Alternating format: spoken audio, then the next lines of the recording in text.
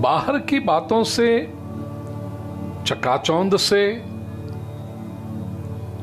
और बड़े दुख के साथ ये शब्द प्रयोग कर रहा हूं, धर्म के नाम पर चलती हुई नौटंकियों से प्रभावित हो जाना बहुत सरल है प्रिय स्वजन,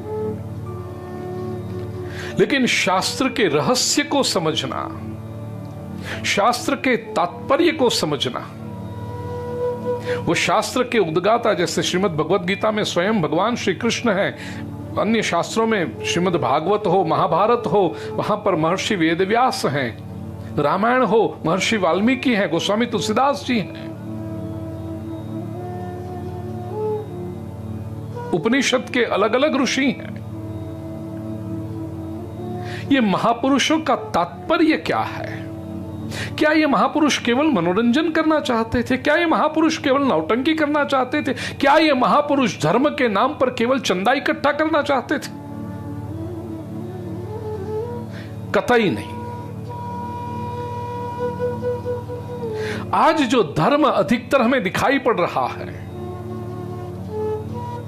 ये धर्म हमारे महापुरुषों ने कदापि नहीं सोचा था प्रिय स्वजन।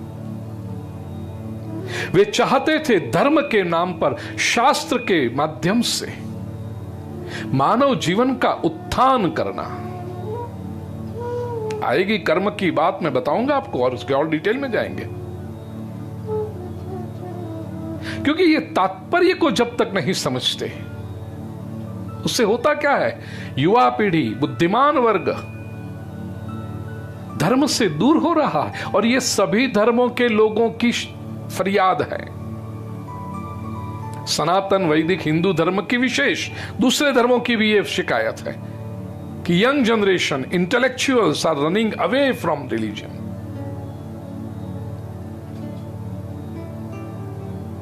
पिछले 50 वर्षों के यूरोप में जो सेंसस हो रहे हैं, गिनती बस्ती की, कितने लोग हैं उसकी, और वहां पर एक कॉलम होती है सेंसस के दरमियान कि आप कौन से धर्म में मानते हैं, किस धर्म में आपकी श्रद्धा। अब धीरे धीरे एक ऑप्शन भी देना शुरू किया कि उनको किसी धर्म में श्रद्धा नहीं है। रश्मि, एम आई राइट? हमारी बहना रश्मि लंदन से आई। एथीस्ट या तो नॉन बिलीवर्स, ऐसी भी एक कॉलम होती। पिछले 50-60 वर्षों का, और हर 10 वर्ष में एक बार होती है ये सर्वे, पिछले 50-60 वर्षों से बड़े दुख के साथ कहना पड़ रहा है, ये नॉन बिलीवर्स की संख्या बढ़ती जा रही है यूरोप में, जो किसी भी धर्म में श्रद्धा नहीं रखते। और ये बहुत बड़ी चिंता का विषय है। इसकी बात भी मैं करूंगा, आज वो विषय आ जाए तो आज, नहीं तो कल, क्योंकि धर्म में श्रद्धा न रखने से ईश्वर को नुकसान नहीं होता, न ही धार्मिक इंस्टीट्यूशंस को नुकसान होता है, धर्म में श्रद्धा न रखने वाले को नुकसान होता है। That is that persons individual loss. और दुख की और बात यह है कि वो जो इंडिविजुअल लॉस जिसका है, उसको पता भी नहीं चलता कि वो अपना क्या नुकसान कर रहा है। जैसे भोजन न करने वाला व्यक्ति किसी कारणवश भोजन का तिरस्कार करे, भोजन से परहेज करे, भोजन से दूर रहे, तो उसको यह भी पता नहीं चलेगा, उसको तो मन में ही रहेगा बस मैं तो भोजन नहीं कर रहा हूं, लेकिन भोजन न करने के कारण उसके शरीर को जो नुकसान हो रहा है वो उसको कहां पता चलता है। उसकी इम्यूनिटी कम हो जाएगी, उसकी कार्य क्षमता कम हो जाएगी, उसकी एफिशिएंसी कम हो जाएगी। 10 किलो का वजन भी इधर से उठाकर उधर रखने के लिए कहोगे तो नहीं कर पाएगा, वो दुर्बल होता जाएगा।